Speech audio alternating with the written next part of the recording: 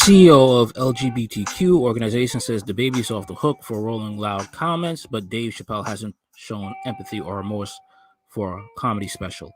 Why should he? He was telling the truth. Just because DaBaby bowed his knee doesn't mean Dave Chappelle should do the same.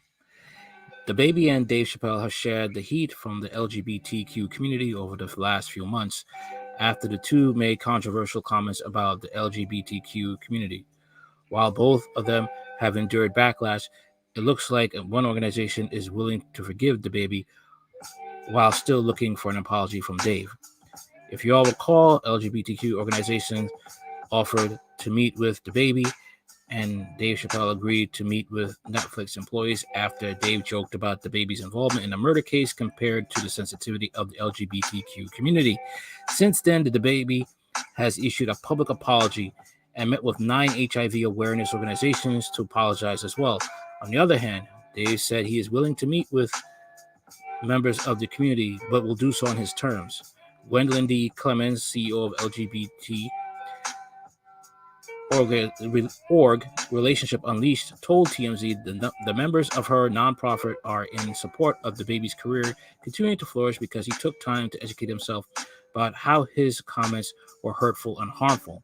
Clemens said her organization schooled DaBaby on the history behind the impact of AIDS and HIV has on people in his native city of Charlotte, North Carolina. As for Dave Chappelle, Clemens told TMZ the community hasn't showed any empathy or remorse for his comments and knows exactly what he's doing. She's also labeled Dave's words about the LGBTQ community as hate speech disguised as comedy. Let me just say one thing, okay? You guys heard Dave Chappelle joked about Jews, joked about blacks, joked about rape, joked about a whole bunch of things, and he said stuff about the LGBTQ that is true. And I'd like to know, how is it you want to come after Dave so hard, but yet you have a whole rape culture in your backyard that you're not dealing with these transformers pressuring lesbians to sleep with them. And if they don't, they get called out as TERFs or shamed or kicked out of the LGBT community. I'd like to know about that. How dare you try to come after Dave Chappelle when you got your own mess going on? I'd like to know about that, please. We want answers. We want answers. Okay. As we previously reported, Dave Chappelle joked about the LGBTQ community being sensitive after the media attempted to cancel DaBaby for making comments about HIV. During his comedy special, The Closure, Dave said it is more acceptable to kill someone in America than it is to hurt a gay person's feelings. Dave has since spoken out to condemn rumors that he refused to meet with members of the LGBTQ community, stating, "To the transgender community, I am more than willing to give you an audience, but you will not summon me. I am not bending to anyone's demands." He's right. He shouldn't bend to anybody's demands. He should not at all. He should not at all. Okay? He shouldn't at all. Now, let me show you something else. Sad to say that this guy, he was in support. And this is how the woke mafia works.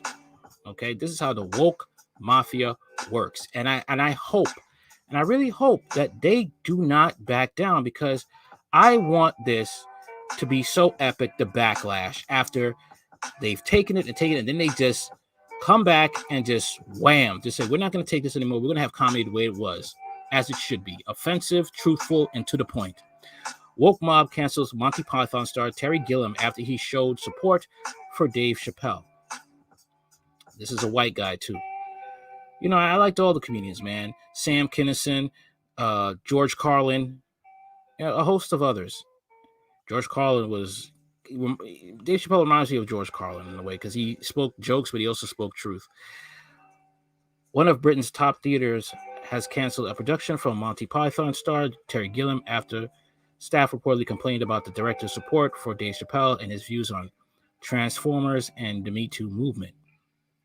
London's Old Vic Theatre canceled a Terry Gilman production of Stephen Sondheim musical Into the Woods, after the American member of the Monty Python comedy troupe expressed support for Dave Chappelle in the ongoing transgender backlash over his last Netflix special, The Closure.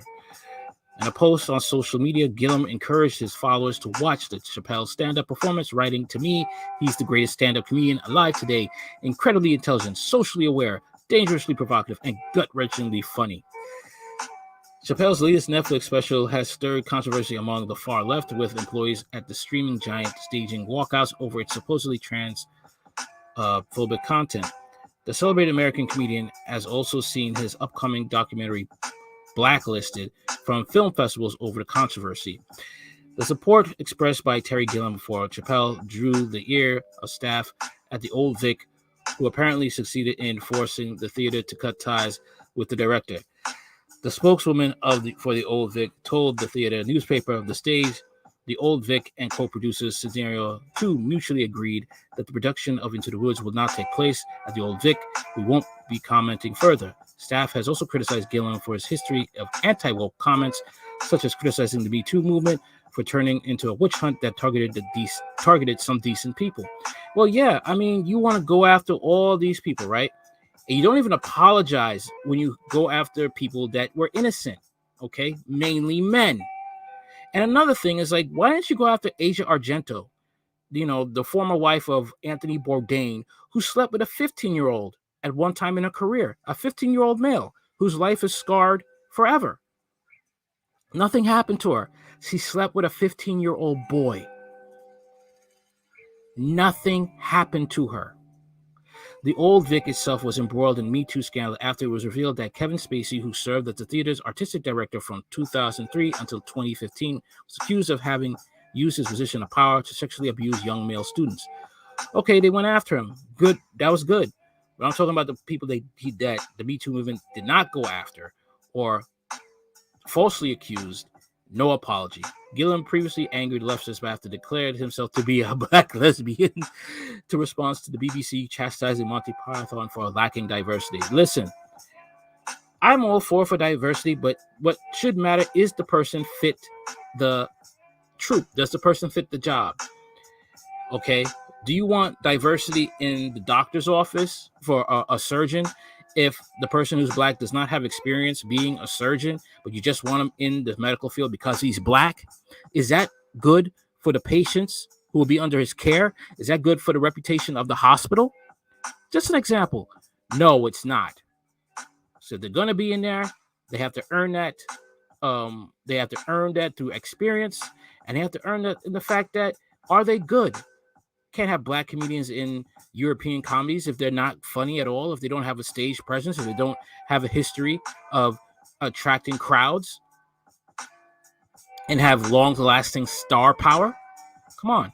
Commenting on the cancellation, British comedian Andrew Doyle said the theater industry, like so many others, is almost entirely captured by this intolerant ideology. Reclaimed party leader Lawrence Fox, himself a victim of cancel culture, added, society is being destroyed in order to pander to a tiny minority of people who will never be satisfied. They won't. Gilliam's former Monty Python's co-star John Cleese has also been a frequent critic of cancel culture and is expected to host a Channel 4 program on the issue. Deriding the woke movement, Cleese said last year that many politically correct people have absolutely zero sense of humor and warned that cancel culture is destroying comedy, which it is. When's the last time you heard a good joke besides someone bashing Trump all day? I would love to debate in a friendly way a couple of woke people in front of an audience, and I think the first thing I would say is, please tell me a good woke joke. Makes sense. Makes sense. But this is what is happening. They're killing comedy. Hey, I mean, it's definitely coming to, I guess it's true. Dave freed the slaves. Dave Chappelle freed the slaves.